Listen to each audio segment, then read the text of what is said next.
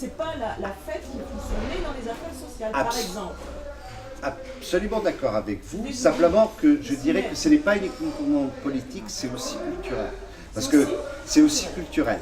C'est-à-dire que, étant depuis 10 ans dans le réseau Attac européen, même au sein d'Attac, avec nos camarades allemands, on a beaucoup de problèmes sur la question de la Banque Centrale Européenne.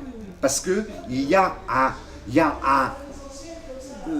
vraiment un très grand écart culturel sur la question de la Banque Centrale Européenne. Et c'est pour dire un chat, le critère ajouter le chômage comme préoccupation de la Banque Centrale Européenne, ça passe pas en Allemagne. Hein. L'Union Européenne, on prend ça comme étant un bloc, mais ça a toujours été un concept à géométrie variable.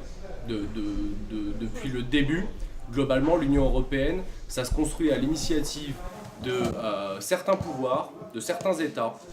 Et l'histoire nous fait la démonstration qu'ensuite, il y en a d'autres qui prennent le relais, qui prennent la suite, parce qu'ils sont peut-être un peu frileux au début, mais quand ils comprennent que ça marche, globalement, ils prennent le pas. Et moi, je ne connais pas de gouvernants, d'hommes politiques, d'hommes d'État qui, à l'heure actuelle, dans le climat de crise, est en capacité de dire « Non, vous en faites pas, je peux financer ma dette sur les marchés financiers plutôt que de la financer à 1% par la Banque Centrale Européenne. » Là où je ne suis pas tout à fait d'accord quand on dit que la Banque Centrale n'a pas son nez à mettre là-dedans, c'est-à-dire que je le partage.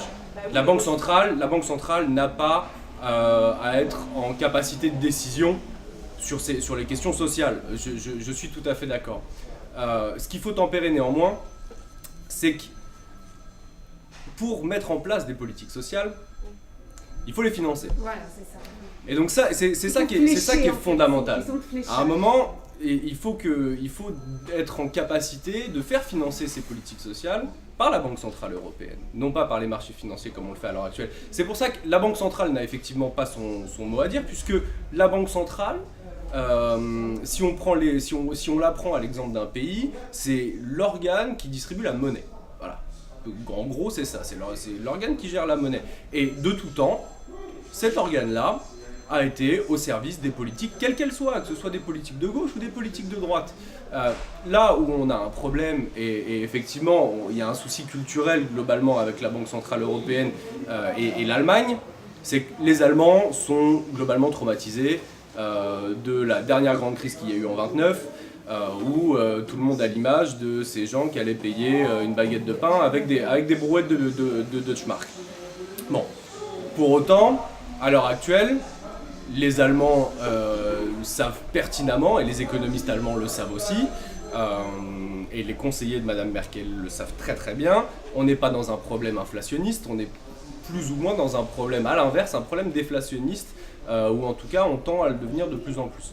Donc c'est toujours important de se rappeler que, mine de rien, l'essentiel là-dedans, c'est de redonner le pouvoir politique, de redonner au pouvoir politique les moyens de ses ambitions.